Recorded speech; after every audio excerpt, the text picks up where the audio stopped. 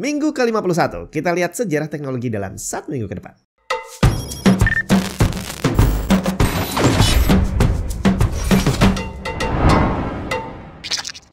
Router dewa buat para sultan. Asus ROG Rapture GT AX 11000 Pro menggunakan banyak antena yang sudah pasti akan memperluas area jangkauan dan sinyal dengan teknologi Asus Range Boost. Sudah menggunakan ultra fast high efficiency Wi-Fi 6 berkecepatan up to 11.000 Mbps, 6 Ethernet port dengan 2 diantaranya berkecepatan 2,5 dan 10 Gbps. Memiliki dedicated high performance quad-core processor, membuat router ini bisa bekerja secara independen tanpa halangan. Buat gamer, teknologi triple level game acceleration-nya akan memberikan prioritas bandwidth buat kamu. Informasi lebih lengkap ada di bawah. Salah satu pernyataan kontroversial atau boleh dibilang paling kontroversial yang katanya pernah diucapkan oleh seorang tokoh IT dunia adalah sebuah statement yang katanya diucapkan Bill Gates di tahun 1981. Pada sebuah computer trade show di tahun 1981 saat diperkenalkannya IBM PC, Bill Gates disebut mengatakan bahwa RAM 640 KB sudah cukup untuk semua orang. Perkembangan statement ini jadi sedikit melenceng bahwa yang dikatakan Bill Gates adalah PC nggak akan butuh RAM lebih dari 640 KB katanya. Nah, yang jadi kontroversi adalah bukan tentang isi statementnya, tapi lebih ke arah apa benar Bill Gates ngomong begitu. Karena sampai hari ini Bill Gates menyangkal hal itu. Dia bilang, saya emang banyak ngomong hal-hal yang agak nggak jelas, tapi kayaknya yang satu itu enggak deh ya. Dan kebetulan sampai hari ini juga memang belum ada bukti konkret yang menyatakan bahwa Bill Gates beneran ngomong seperti itu. Tapi masalah RAM 640 KB di zaman segitu memang luar biasa sih, karena waktu itu sebagian besar PC masih menggunakan teknologi 8 bit dan memori yang digunakan hanya 60 KB.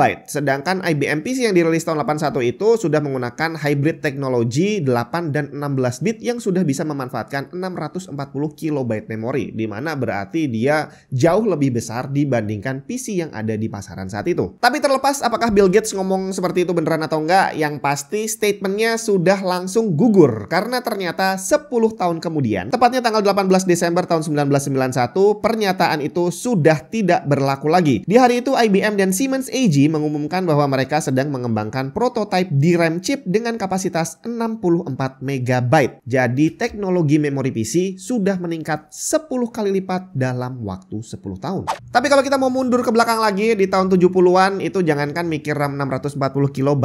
Bill Gates aja belum punya apa-apa untuk dijual, bre. Komputer yang ada di tahun 70-an itu jauh dari bayangan kita seperti PC sekarang yang punya layar, punya keyboard, punya mouse. Belum ada yang seperti itu. Dan tanggal 19 Desember tahun 1974, Micro Instrumentation and Telemetry Systems atau dikenal juga dengan nama MITS mulai menjual Altair 8800 Microcomputer Kit. Walaupun bukan berbentuk seperti PC modern sekarang, tapi dia termasuk canggih pada zamannya. Dan setelah muncul sebagai cover majalah Popular Electronics, MITS langsung kebanjiran order. Target awal mereka adalah menjual 800 unit Altair 8800. Tapi ternyata dalam waktu kurang dari 1 tahun, mereka sudah berhasil menjual lebih dari 5.000 unit. Kemudian Bill Gates dan Paul Allen yang waktu itu masih muda banget mulai menulis program basic untuk Altair agar komputer ini bisa digunakan untuk user rumahan. Dan di momen inilah pondasi Microsoft mulai dibangun. Masih pada ingat kan perjalanan karir Steve Jobs yang udah sering saya ceritain, gimana dia diberhentikan dari Apple, kemudian dia mendirikan Next termasuk Pixar, sampai akhirnya Next dibeli lagi sama Apple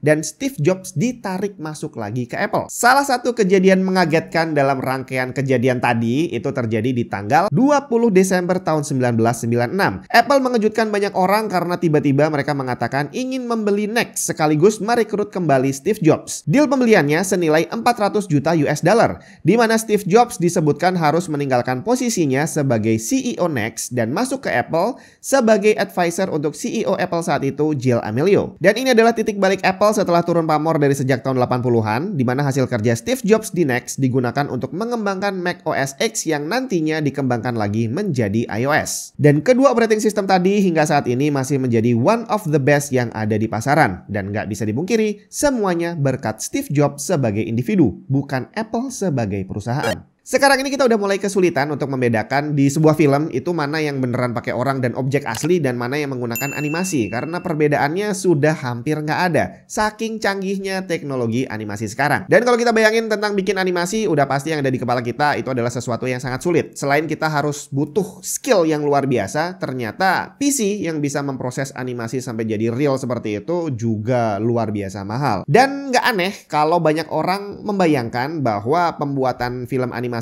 itu baru bisa dilakukan setelah ada PC yang lumayan canggih. Padahal ternyata enggak loh bre. Tanggal 21 Desember tahun 1937, dirilislah film yang menjadi full-length animated film yang pertama. Sebuah film buatan Walt Disney, Snow White and the Seven Dwarfs. Film ini dibuat dengan penuh perjuangan oleh Walt Disney. Biaya produksinya mencapai 1,5 juta US dollar. Dan saat itu Disney sampai menggadaikan rumah untuk bisa mendanai film ini. Berarti udah tajir duluan dong ya. Tapi usahanya tidak sia-sia. Film ini tercatat sukses besar dengan pemasukan lebih dari 8 juta US dollar untuk inisial rilisnya doang. Dia termasuk film tersukses sepanjang masa yang sudah dirilis ulang berkali-kali dalam berbagai bentuk. Dan kalau dihitung total termasuk inflasinya, maka Snow White ini termasuk film animasi dengan penghasilan terbesar sepanjang sejarah. RGB, tampilan warna-warni, udah jadi barang yang umum kita lihat di mana-mana. Bukan cuma PC, kamu lihat bis di jalan juga udah pakai RGB, bre.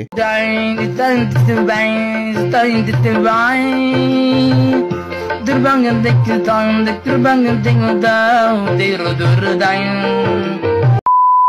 apalagi di bulan Desember ini biasanya yang merayakan Natal itu memang pasang pohon Natal itu ada lampunya warna-warni juga. Sejak kapan sih hal itu terjadi? Karena zaman dulu pohon Natal itu dihiasinya pakai lilin bre, bukan pakai listrik. Sampai akhirnya di tanggal 22 Desember tahun 1882,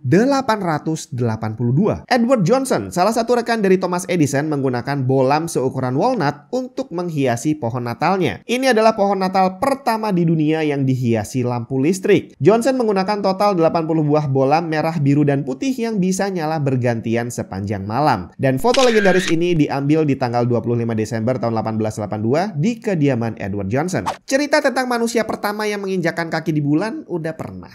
Orang pertama yang nyetir mobil di bulan juga udah pernah saya ceritain. Yang belum adalah manusia pertama yang mengitari orbit bulan untuk melakukan survei sebelum dilakukannya semua misi tadi. Tanggal 23 Desember tahun 1968. Astronot Frank Borman, James A. Lovell, dan William Anders adalah 3 manusia pertama yang terbang mengitari bulan. Mereka dikirim dalam misi Apollo 8 yang mengelilingi bulan sebanyak 10 kali untuk mengambil banyak data yang nantinya akan digunakan untuk banyak misi ke bulan berikutnya.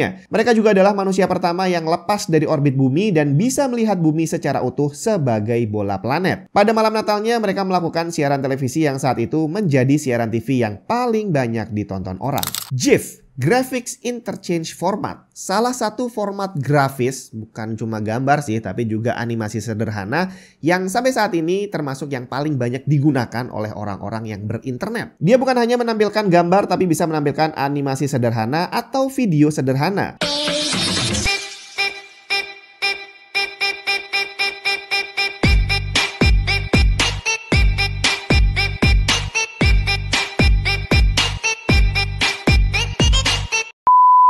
Dan yang kita tahu selama ini, GIF ini bisa digunakan secara gratis. Gak ada biaya apapun yang harus kita bayarkan untuk bisa menggunakan teknologi ini. Tapi ternyata tidak selamanya seperti itu. GIF sendiri diciptakan oleh CompuServe untuk bisa dipakai secara gratis. Tapi di tanggal 24 Desember tahun 1994, sekitar 7 tahun sejak GIF dirilis, CompuServe menandatangani licensing agreement dengan Unisys untuk penggunaan LZW method di dalam algoritma GIF. Di tahun 87, saat CompuServe menciptakan GIF dengan memanfaatkan LZW, mereka nggak tahu bahwa ternyata LZW tadi udah ada patennya. Unisys sendiri sebagai pemilik paten juga nggak tahu bahwa ternyata hasil kerjanya digunakan oleh CompuServe. Mereka sama-sama baru sadar di tahun 1993, di mana saat itu GIF udah terlanjur banyak digunakan orang di seluruh dunia. Dan di tanggal tadi, kedua pihak bersepakat dengan adanya sistem license fee. Sebenarnya efek terhadap kita sebagai user itu nggak ada. Jadi ini adalah sesuatu yang berjalan di balik layar. Tapi ternyata ternyata ada banyak pihak yang gak terima dengan langkah yang dilakukan oleh Unisys, di mana mereka menarik biaya untuk sebuah produk yang dirilis secara gratis. Salah satu gerakan perlawanan yang terkenal adalah Burn All GIFs, sebuah campaign yang dilakukan oleh The League of Programming Freedom. Gimana akhirnya? Udah nggak relevan lagi karena ternyata paten untuk LGW ini udah berakhir sekitar tahun 2003-2004. Jadi setelah tahun itu, GIF bisa digunakan secara gratis dan legal.